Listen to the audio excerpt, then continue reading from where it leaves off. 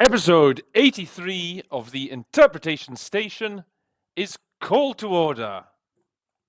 So far, so good. It's going all right with this one.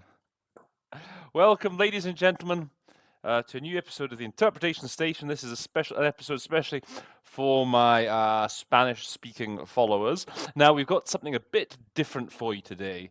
Now, okay, I realize I say that every time, probably, but no, this time really is a little bit different anyway, a little bit different.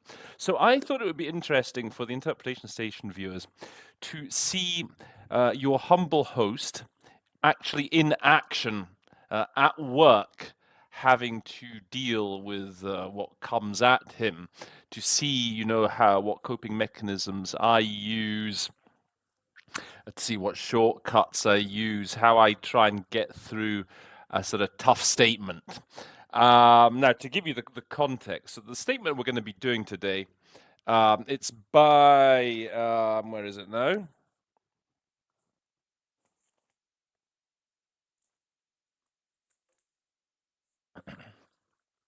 It's by a guy called Diego Garcia-Sayan, and he is the Special Rapporteur on the independence of judges and lawyers. Now, I think I may have put up a few statements from the same meeting, perhaps on the LinkedIn group. I might have done a couple of site translations, something like that. It's quite technical vocab. Now, just to give you a bit of the background then. So this was from the 28th of June of this year. It was just before I went on holiday, actually. I was at the Human Rights Council. The Human Rights Council was, let's say, into its, it's quite 2-3 weeks into its sort of spring session, shall we say. Okay, and I was working in the afternoon, so I was assigned in the afternoon. And as I say, because it had already been running for a couple of weeks, I was pretty confident I knew what I was doing. And so perhaps getting slightly complacent. So anyway, I turned up at work, and I think I was working with Dan Harrison. You know Dan Harrison. So he did one of the episodes. I think he did in the 20s somewhere on Algeria. Lovely fellow, Dan. Anyway, we came to an agreement that I would start. No problem for me. That's okay. So I went to my booth, because we all work separate in different booths now because of the COVID and all that. So I took a look, and there was some statements had come in from various countries in responding to whoever the rapporteur happened to be. So I had a quick look at them. All pretty run-of-the-mill sort of things, all more or less regurgitating the same old stuff.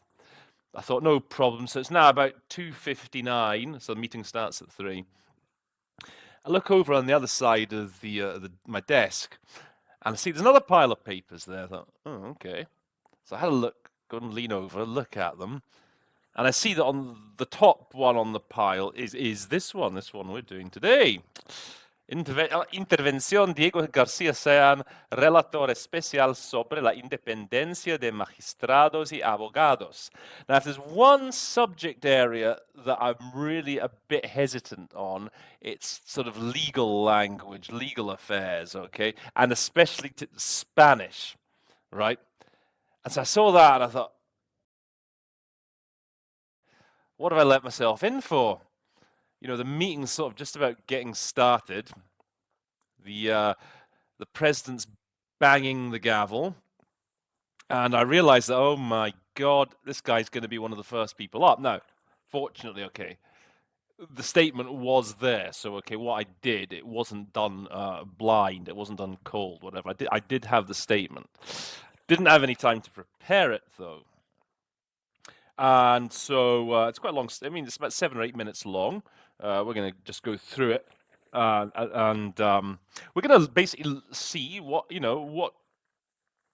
tricks I drew on, what sort of, as I say, coping mechanisms I sort of employed trying to get through this statement. It's a very good statement, actually. I think I did a pretty good job overall, actually, as you'll see. And anyway, it occurred to me just the whole situation, being caught a bit off guard, Spanish legalese language, which is tough, especially, so he's Peruvian as well. It's like Latin American legalese.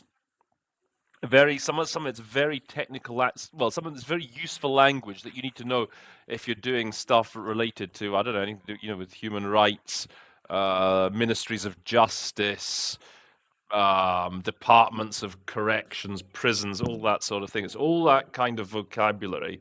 Um, Vocabulary, very, very useful vocabulary for that sort of field. And I thought it'd be really useful to look at how I did it. So that gives you the sort of background. So what we're just going to go through it the sort of standard way. So you'll hear me in the background interpreting. I'll put a copy, the hard copy, up on the screen, share the screen with you, and then we're just going to go through it. I'm going to sort of analyze my own performance, see what I did well, see what I did wrong, see what other things I might add, give you a bit of other background information, background vocabulary. My suggestion to you, by the way, is I'm going to leave a link, obviously, in the description box that will take you to the original by the rapporteur of the statement, and try doing it. Try doing it. Record yourself, like I do with my tutorials. Record yourself doing it, and then come back and watch the show and compare what you did to what I did and to the sort of other advice that I'm going to give over the next, hopefully, about 40 minutes. We should finish this off in. Okay, so I'm going to share the screen with you now, and we'll get started. Okay, so I trust that you're all sitting comfortably, relaxed, and we'll get started. Sorry, I think the first line here disappeared from the photocopy, but it's no big deal. Ignore the little notes that I've written. I should have taken a photo before, really, of the page. But anyway, I started doing my notes, and then I took photos of the pages. But I'll explain to you everything that you need to know here. Okay, so as I say, this was from the Human Rights Council. Just remember, the Human Rights Council has a president, a female president. I believe she's from Fiji, the president of the Human Rights Council. So let's see how your humble host did. So here we go. It's an honor to be again before you. It's been a very difficult year, and the fact that the majority of participants here aren't there in person but virtually is a sign of the impact of a tragedy that has claimed close to 4 million lives around the world. The tragedy.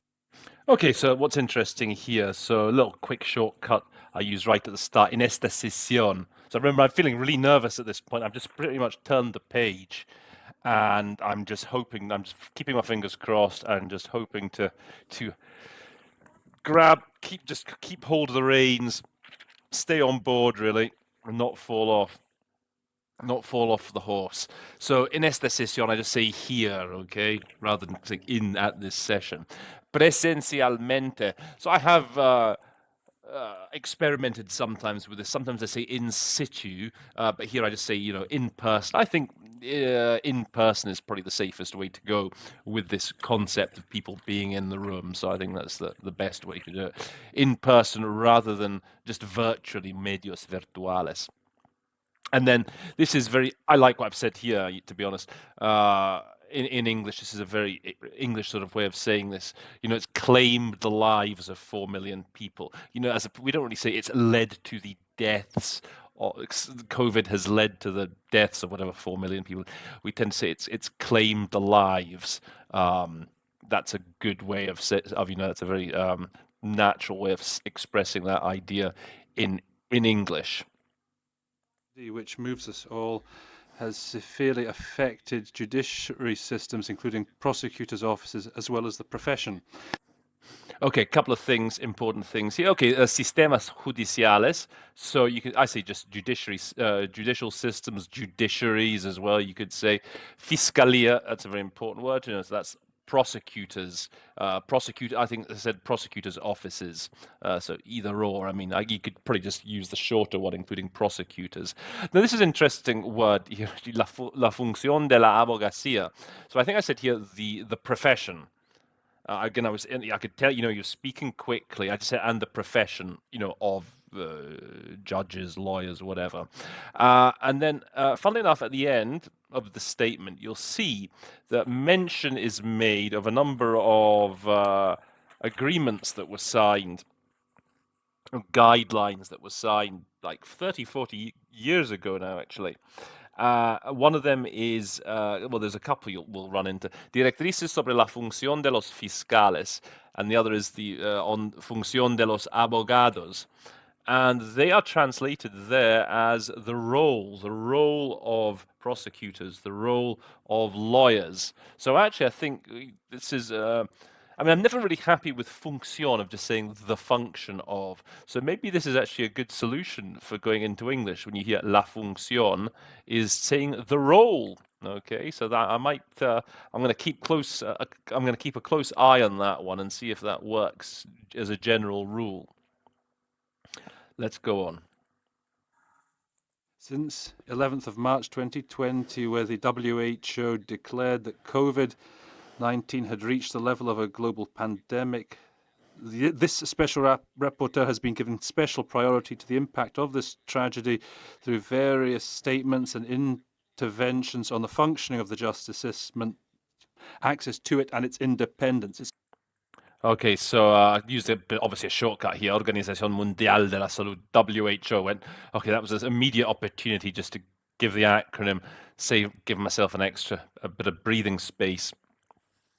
This special rapporteur, it's a very grand way of talking about himself, essentially, always talking about yourself in the third person. It's like when I say, the interpretation station thinks that this is a very good solution.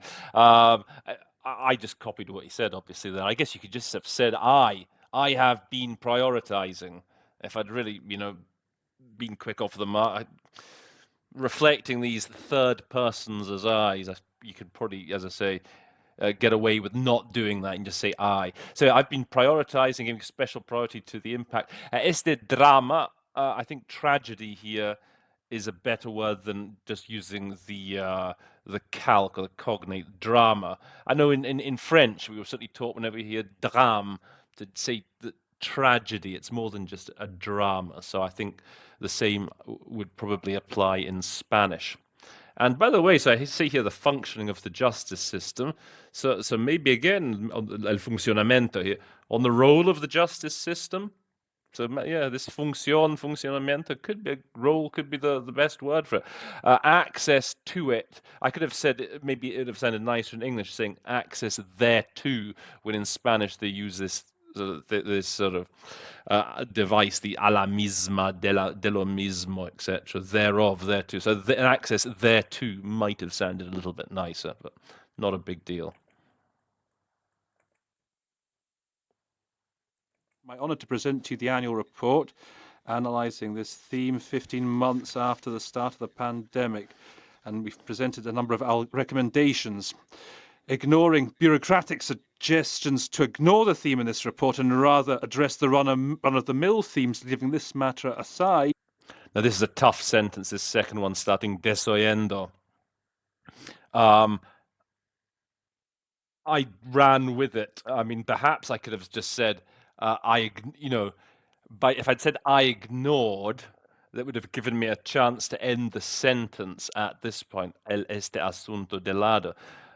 Because, this is when you start off with ignoring, this is sort of subclause, the fact that I'm just going ignoring bureaucratic suggestions, there is a need then in the sentence to have a clause saying what I did do.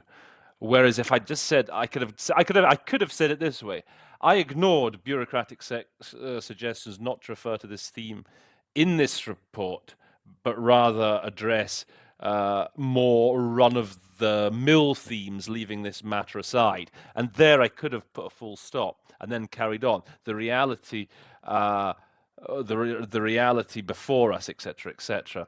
But anyway, I went with the participle. I said ignoring bureaucratic suggestions not to refer to this theme. And then, okay, there's a couple of little words here. Los temas de siempre. So I say run-of-the-mill. That's quite a good solution. I think run-of-the-mill themes, everyday themes, that's the idea. Mundane is perhaps the best one. to address more mundane themes. So basically, the idea is that people were saying to him, Diego, you should forget about the more complex stuff. Just address the more mundane themes, the more everyday themes. So that was one thing I wanted to point out there. And okay, let's finish that sentence actually. Well, the reality that we face today means that we are duty-bound to address the issue of the justice given the gravity of the health crisis. Now, I paraphrased this main clause in quite a big way. I got this word through me a bit, remesia, okay? This little bit, la realidad que se nos ponía delante, remesía el mundo. And it threw me. So again, I'm quite pleased with the way I reacted. So I hear la gravedad de la crisis sanitaria, sus efectos. So I think what I gave, although it's not really a word-for-word interpretation, a rendering of the original, pretty much gets the original meaning across. So now it's always a risky strategy to take the paraphrasing. So make sure when don't do it too often, and make sure that when you do paraphrase, that what you paraphrase, if you're going to do it, make sure that at least what you say is one coherent sentence, which I do, I think, in this case. The reality of there's the remecia el mundo that shook the world. Okay, so that's what remecer means. It's to shake. I looked it up this morning. Okay, so I said, it made us duty bound to address the gravity of the sanitary crisis, including in the area of justice. So my paraphrase, if you are going to paraphrase, my advice is make sure that, okay, if you are going to take that route, make sure that at least you come up with a cogent sentence. And also, stylistically, a bit of advice to myself is, when I get nervous, the volume starts to rise. You'll notice how I start, not shouting exactly, but my baritone starts coming through a bit more than it usually does. So I'm sure you've all got your tics that when you're under pressure. I know that's one of mine. I start shouting a lot, and I know the other booths say, "Oh my, they have to turn the volume down and things." So it's one of those things you just have to keep fighting against, trying to remain calm, etc. Okay, let's go on. In fact, see that note here? You can it's a T, and it says there, "Don't shout." That was my advice to myself. So there you go. Now, I want to particularly welcome the contributions received for the preparation for this report. More than 70 responses received from... Okay, this is a little shortcut I did here. Rather than say, I want to express my gratitude for the contributions received. So I say, I want to welcome the contributions received. It's a quick way of saving a couple of words. Like I say, you don't always have to give it, you don't have to go word for word. I'm speaking here to you more junior guys who are sort of earlier on in your career here, and I know that's what I thought in the beginning of my sort of career, that you really had to pretty much hit every single word. If the speaker said, "I want to express my gratitude," that you had to say that you couldn't just say, "I want to thank." That you had to literally get the express my gratitude. So guys, you don't have to. Okay, if it was translation, it might be different. Then you sort of do need to go more word for word. But in interpreting, you really can take shortcuts here. I just want to thank. I want to thank you for the contributions received. I want to welcome the contributions received, etc. States, international human rights bodies, professional legal associations, civil society institutions have all provided valuable information, experience, and recommendations. Okay, so I sort of summarize a bit here. Asociaciones profesionales de jueces or abogados. So here I just decided, okay, I'm just going to say legal. I thought that legal professional organizations. I don't know if it's that good. Maybe something, it would have sounded better if I'd said something along the lines of associations of judiciary professionals or something. So It's okay what I said, but not great. In civil society institutions, perhaps I could have said CSOs, civil society organizations. That's a bit of a an acronym that you can certainly you can use that in Geneva in the Human Rights Council. Everyone knows what CSOs are, so that could possibly have been a shortcut. The pandemic continues. Its impact on justice continue to be very serious. Okay, so this is a classic shortcut of mine when the speaker then refers back to the chair, Madam President, distinguished delegations. Okay, for me under these circumstances, that can just go. That can just go. Okay, I'm having to interpret this guy on a bad VT ceiling, speaking pretty fast Spanish, Latin American legalese. You know, Señora Presidente, distinguidas delegaciones. It's not necessary. It's more important for me to convey the meat of his statement. So again, I leave that out, as you can see. And also, notice here, I did actually split this sentence up. So I said, the pandemic continues. Okay, I thought, okay, I'll just put the sentence there because then the y sus efectos en la justicia, and I can just make a new sentence there. So in Spanish, I didn't have to do it there, but obviously in Spanish that is a very important technique to be able to split long sentences up, even though this isn't a long sentence in this case. Many people who make up justice systems or are linked to it in many of our countries have paid many times with their own lives for carrying out their profession with dedication during the pandemic. Okay, so here, desempeñando sus funciones. Okay, so here's our word of the day, funciones. So I see here, carrying out their profession, performing their roles, to use role again, discharging their functions. And then here I took the decision, okay, con entrega y dedicación, to just drop one of these, one of the nouns. They're pretty similar in meaning. So I said dedication. Entrega, a good one for entrega is obviously commitment. I pay special tribute to each and every one of those people, and I convey to them, to their family members, their next of kin, my feelings of solidarity and respect. Again, here's a good example of where you shouldn't get bogged down trying to do a word for word of the original, okay? Which would mean I pay here a respectful, heartfelt homage, okay? So in English, just remember, what do we say in English? Just say, we pay tribute. Maybe you can say we pay a heartfelt tribute if you want. But again, this is a good example of somewhere you should just sort of remember, just say to yourself, what do we say in this situation in English? And it's often much more concise than what the, let's say, the Spanish is here. This is an important word, by the way, alegados. At least I find for me, this is a word you'd run into a lot doing these treaty bodies at the UN.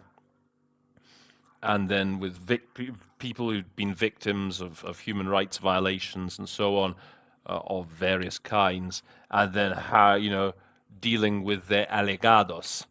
And it took me a while to find a nice solution for that. But I think in English, my opinion, I always say they're next of kin. So if someone dies in an accident, you need to inform their next of kin. And I think that is the word in English that fits best for alegados.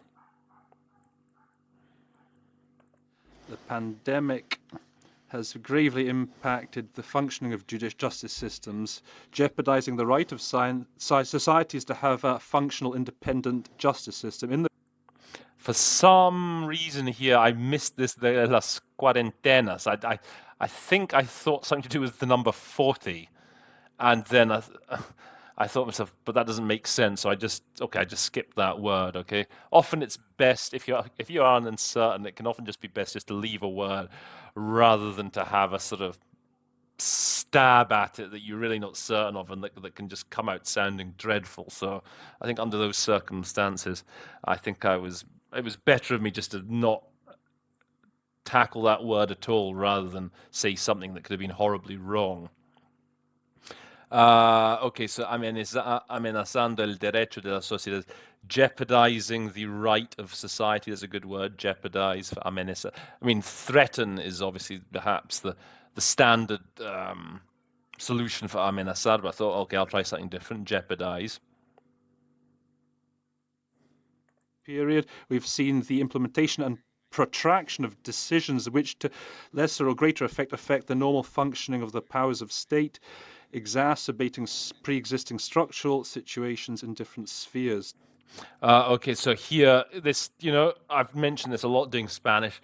These clauses that begin with a reflexive, se han implementado y prolongado. So we don't know, in the Spanish, you can put that at the end. What's been implemented, what's been protracted. In English, we like to have a noun to start with a sentence. So here you can see I've put in this we've seen the implement. I've turned these two verbs into nouns. We've seen the implementation and the protraction of decisions, or maybe the extension of decisions may have been better. But that's a nice example of how to deal with that sort of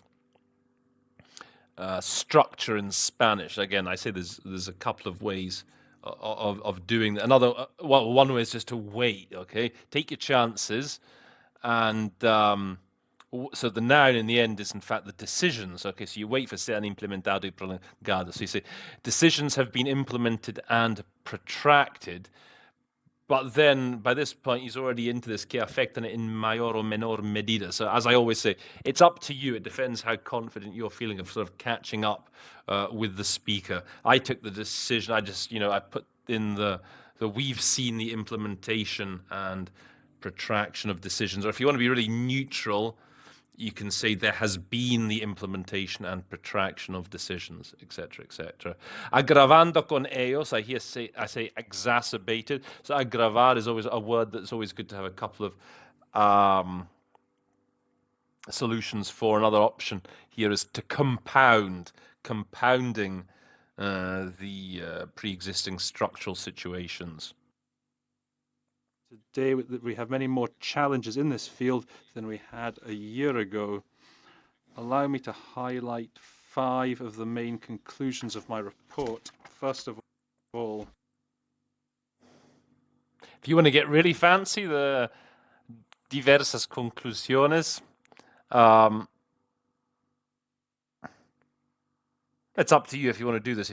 The 5 takeaways, 5 different takeaways in my report. That's a very sort of trendy word to be saying. Maybe if you're feeling really confident, a bit bored, and you want to slightly expand your vocabulary instead of just saying these conclusions, you could maybe say takeaways.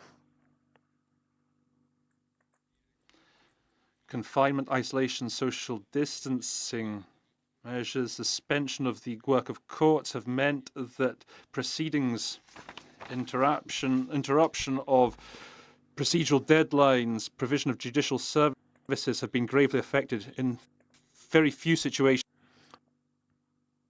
So he actually, I think he slightly changed.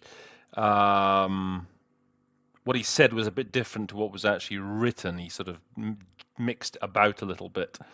Provocado retrasos, so have led to delays in procedimientos, in proceedings. Proceedings is always a very important word to have at the ready when you're doing anything to do with courts and things, legal proceedings, as opposed to procedures. Okay, proceedings tends to be the better, the mot juste when it comes to legal stuff.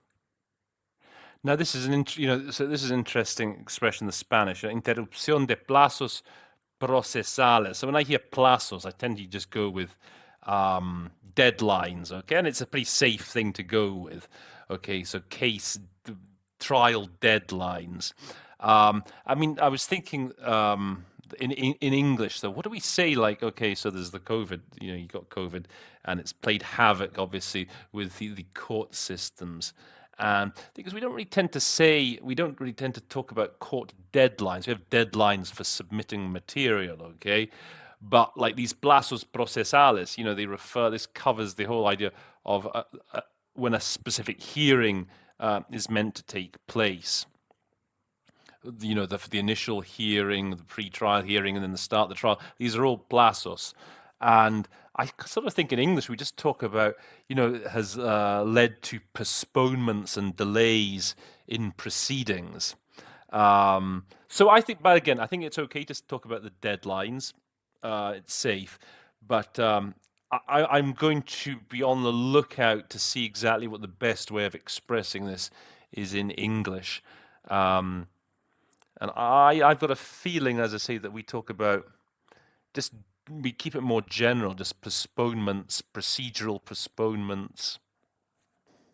The functioning of the justice system was considered within these restrictive conditions as an essential public service, which it is. The majority of judicial systems weren't prepared for these situations and didn't receive the necessary additional budgetary support.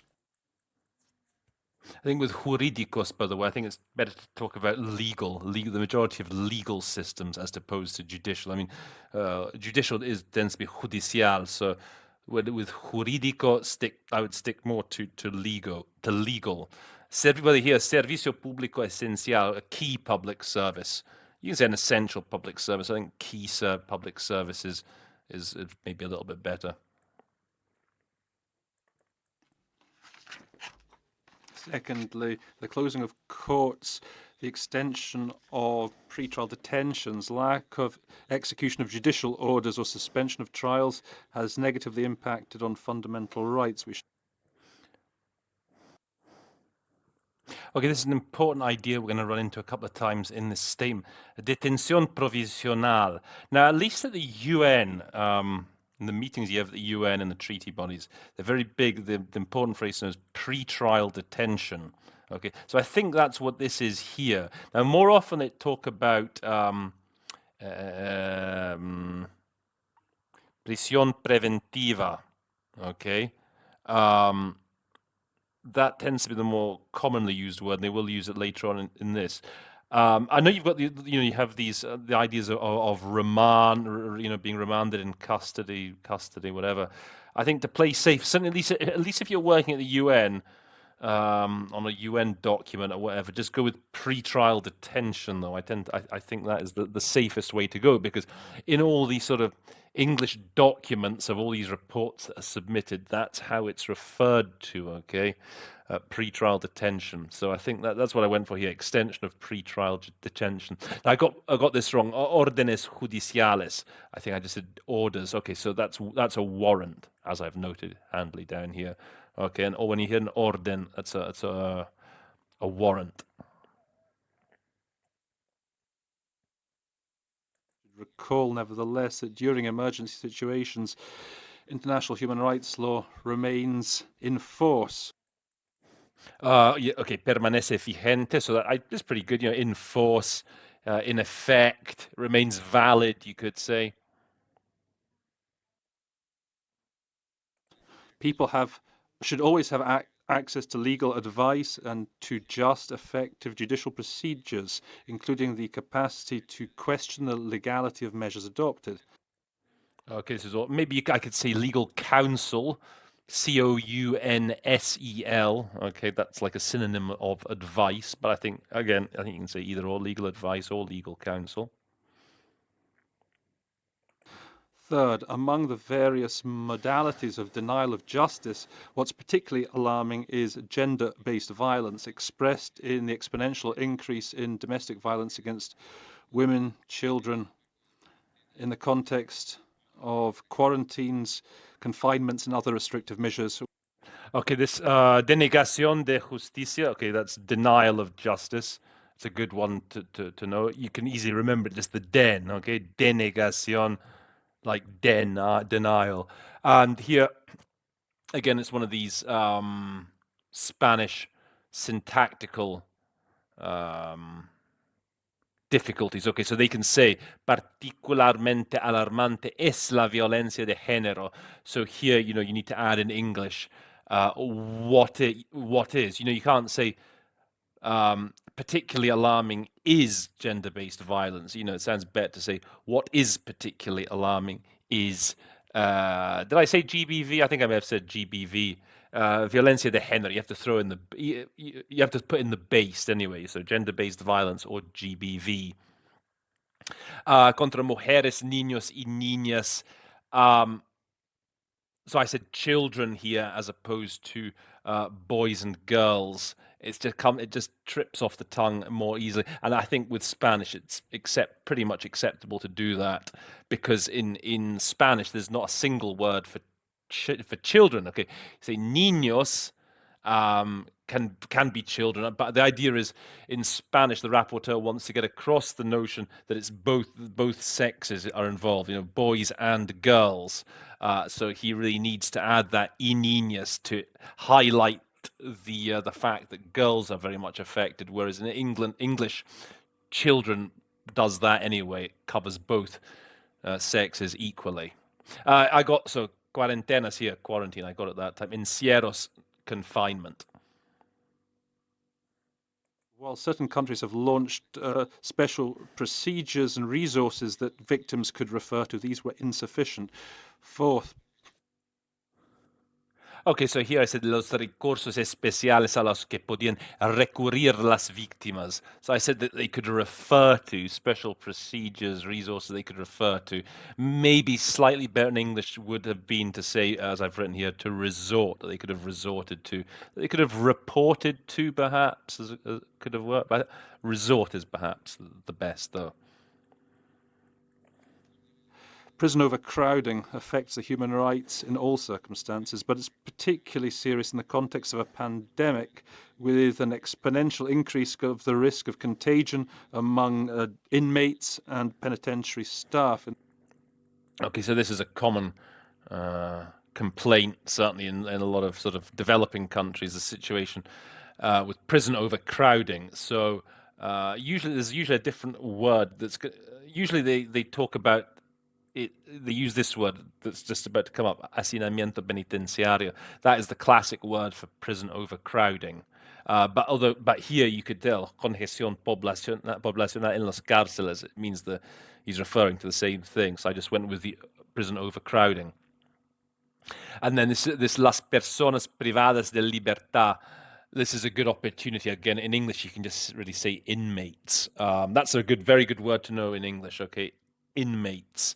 It nicely synthesizes what can often be 4 or 5 words, sort of euphemisms in other languages. Okay, so here in the Spanish, personas privadas de libertad, 4 words. You can just say inmates. You could say prisoners as well, but inmates is better. Personal penitenciario. I went with penitentiary staff. You could probably also say correctional. With penitenciario, it's good to have correctional as an alternative to always just using the cognate of penitentiary. In the case of inmates who are in pretrial detention, it contributes unnecessarily to prison overcrowding and gravely impacts on the health of individuals. Okay, so again here, personas privadas de libertad. Again, I mean, you could say, they talk in English about the idea of deprivation of liberty. You can't, persons deprived of liberty, but it seems it seems far too much of a mouthful, and you should really look to try and just shorten that, as I say, to inmates. Prisión preventiva. So as I said before, this is pretrial detention. Again, if you're at the UN, play safe and go with pretrial detention. There may be other circumstances where you can say, as I say, remand. I know in the UK we talk about, prisoners who, it's prisoners who are or inmates who are in the prison who are still waiting to stand trial. They're called remand prisoners, as opposed to those inmates who have already been tried and who are serving their sentence. The use of virtual measures and teleworking for a series of judicial actions was a positive response to an extended broad judicial paralysis. Nevertheless, there are question marks about guarantees for access to justice, due process, and judicial guarantees in general in the use of such tools. Okay, so I wasn't certain quite how to phrase herramientas telemáticas. So, okay, teletrabajo. Teleworking, I guess, is what we're saying. in English. In French, they have télétravail, so telework, I think, is a acceptable sort of solution for that. And then, okay, so I mean, it's the idea that they're using remote, these remote technologies to conduct hearings, judicial hearings. That's the idea behind what he's saying here. And so, yeah, I mean, herramientas telemáticas, could you say perhaps VTC tools as well, video teleconferencing tools? I think I often talk about VTC. It was interviewed via VTC. It's a quick way of expressing that idea. The implication being that the meeting wasn't in person, but rather it was done, well, remotely or via VTC. So the vast digital gap, which hampers equitable access to the judicial system, makes it inaccessible in certain parts of the world. La brecha digital. Okay, I say the digital gap. So really, the phrase you're after here is the digital divide. That's what they always talk about. They often talk about gaps with other things, but when it's digital, then you want the digital divide. This verb dificultar. It's always good to have a handful of alternatives there. Hamper, hinder, impede. Okay.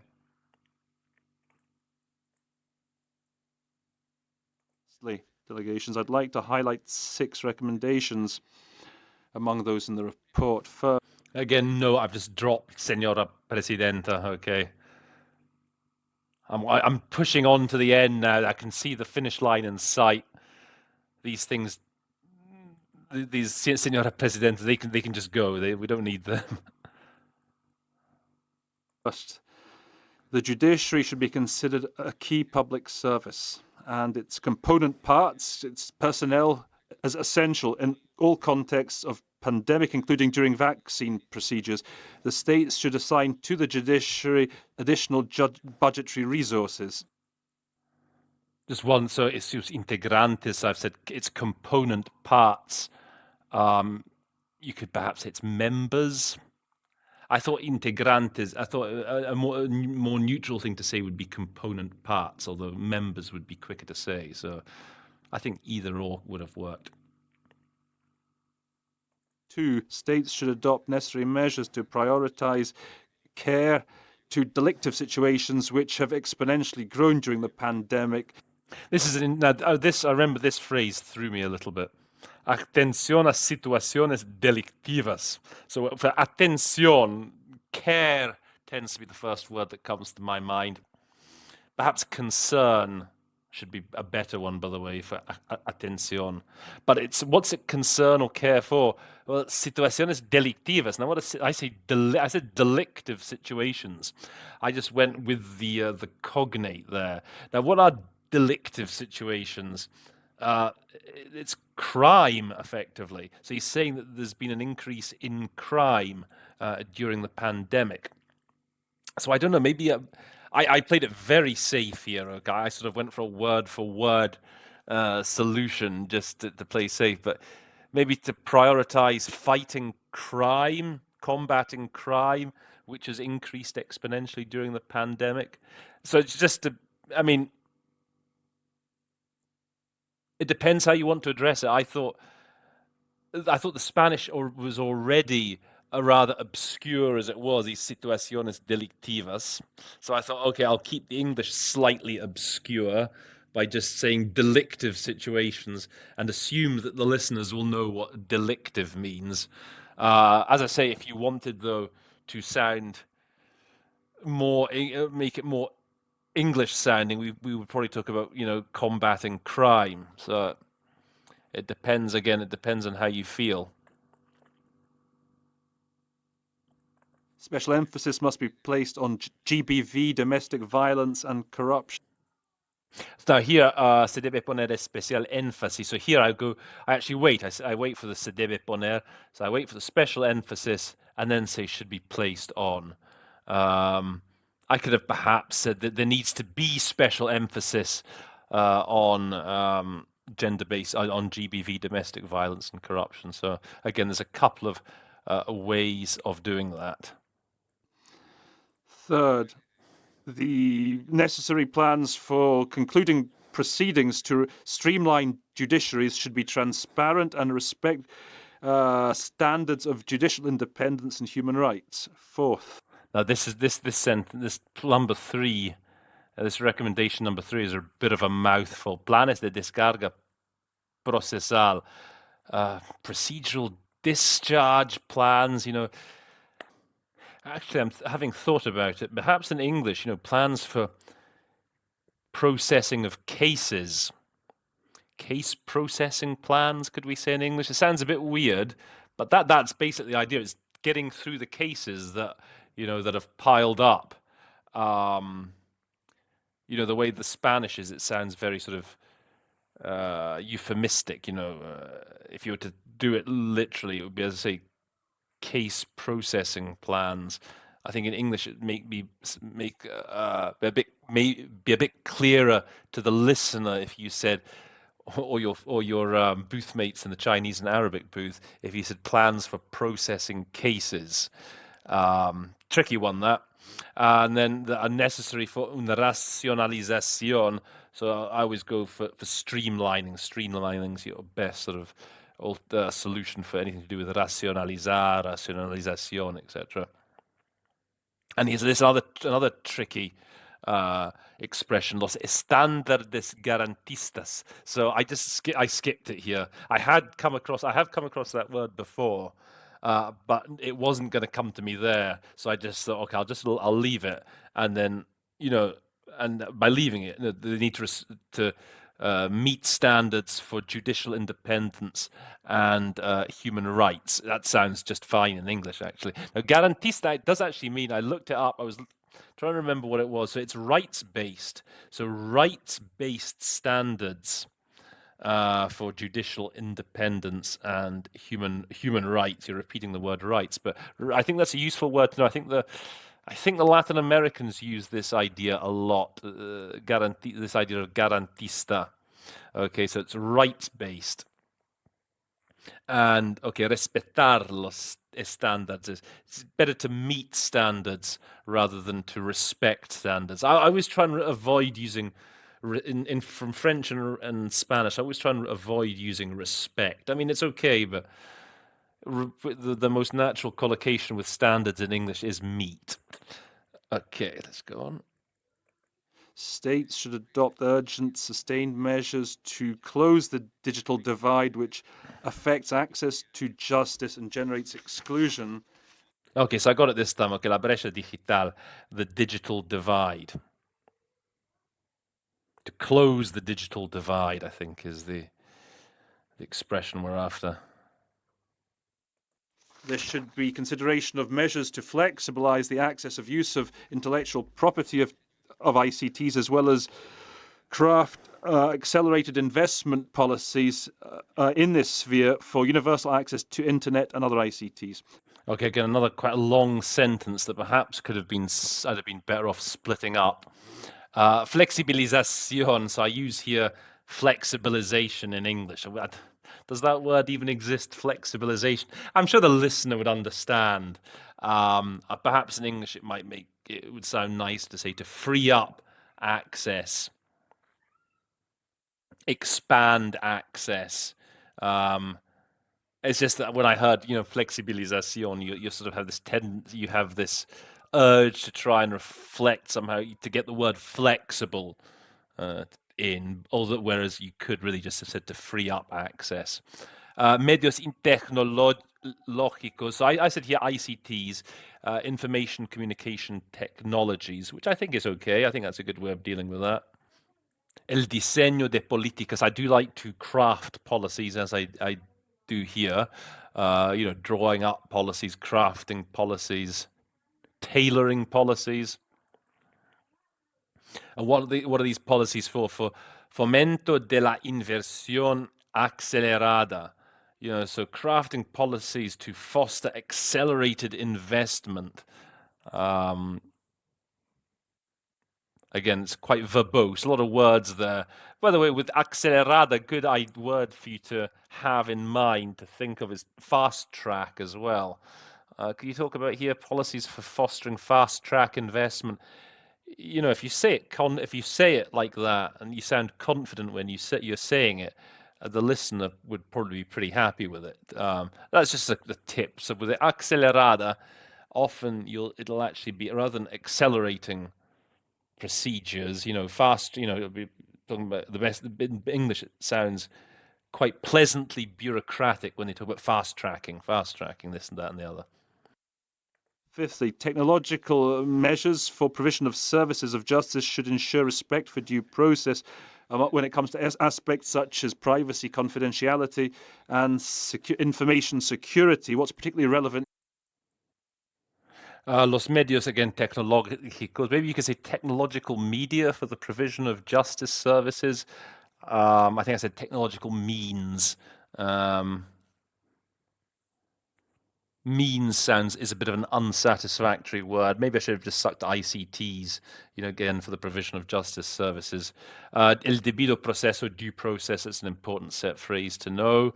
Seguridad de la información transmitida. So I went here, you'll have noticed, like for a sort of word for word rendering, I said just security of information sent. But in English, I guess we talk about data protection, privacy, confidentiality, and data protection.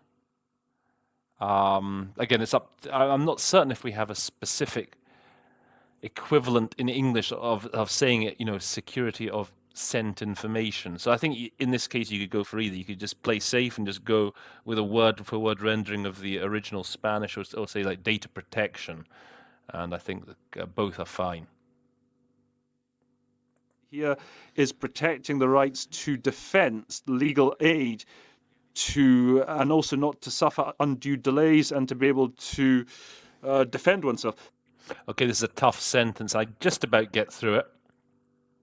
Especialmente relevante. Okay, so you need, again, what is especially relevant?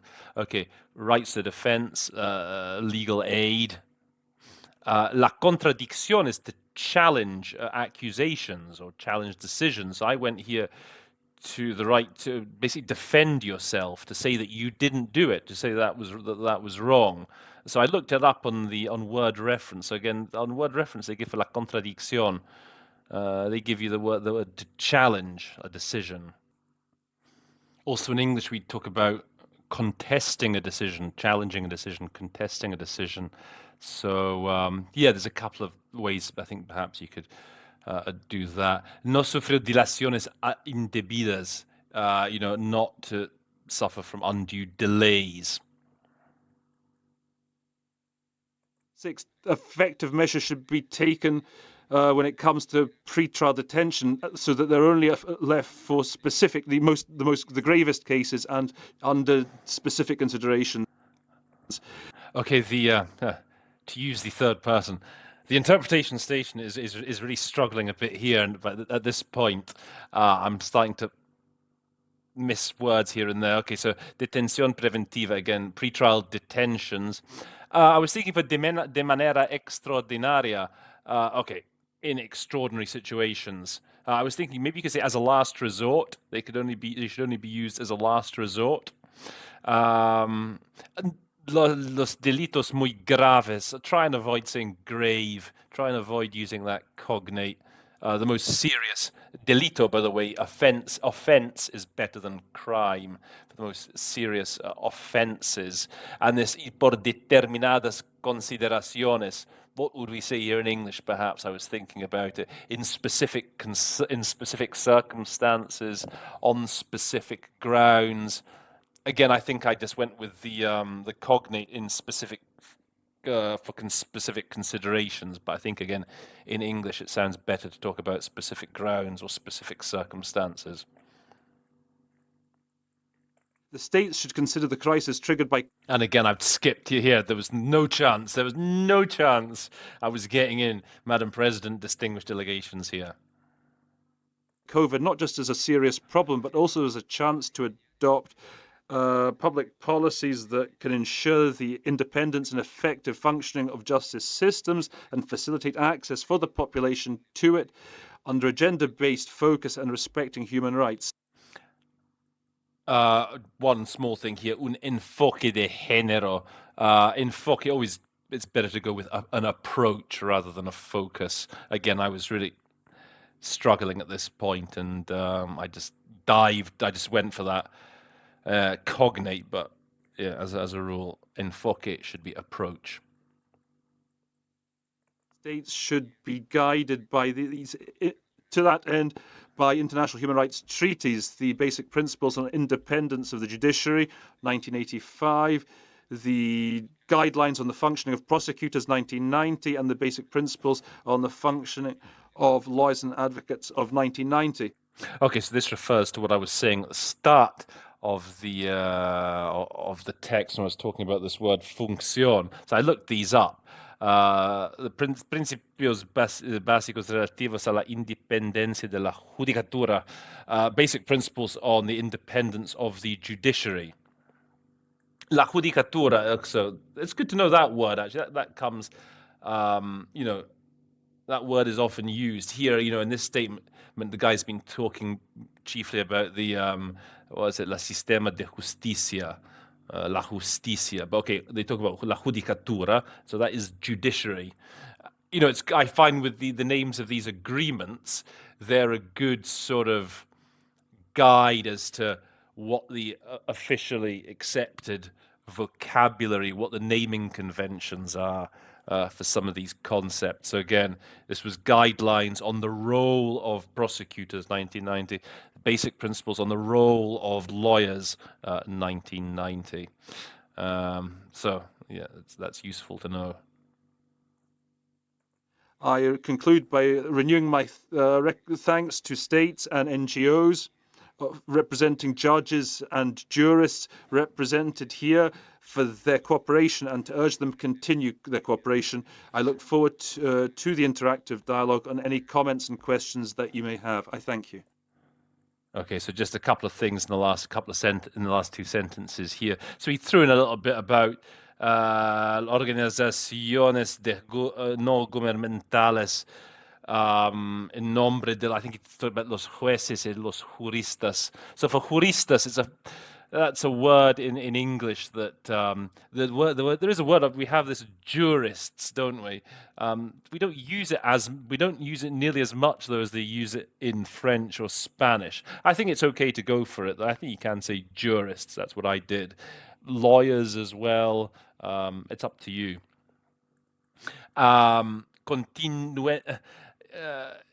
Alentarles a que lo continúen haciendo. He's thanking them for their cooperation, and he's basically telling them to keep up the good work. Maybe that's what we would say in English here, okay?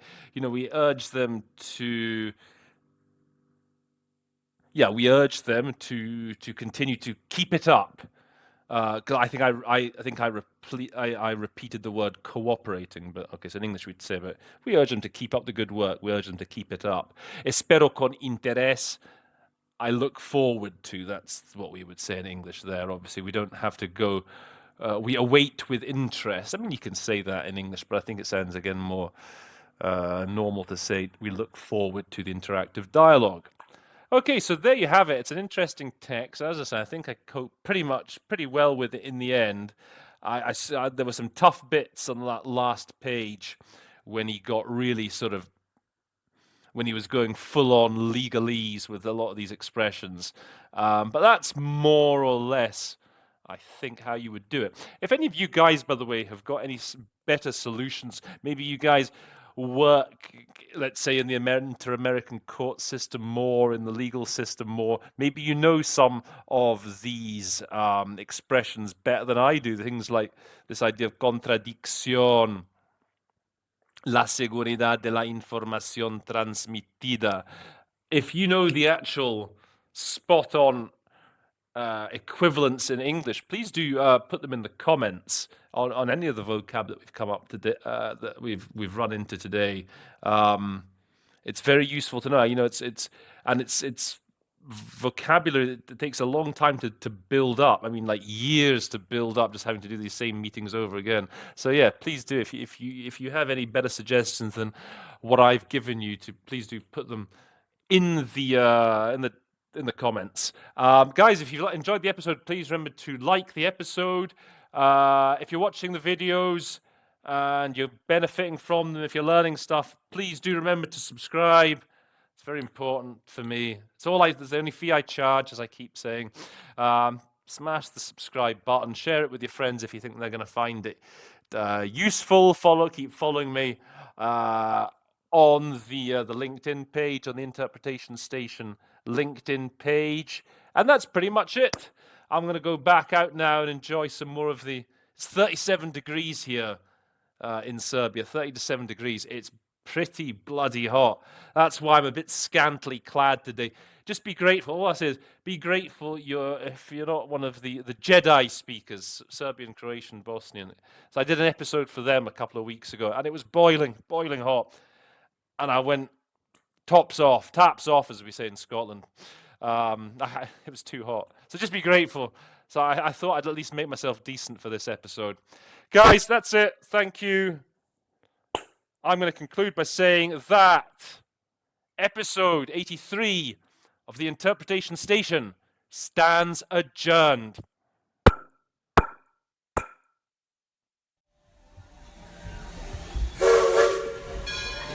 The train is now leaving the Interpretation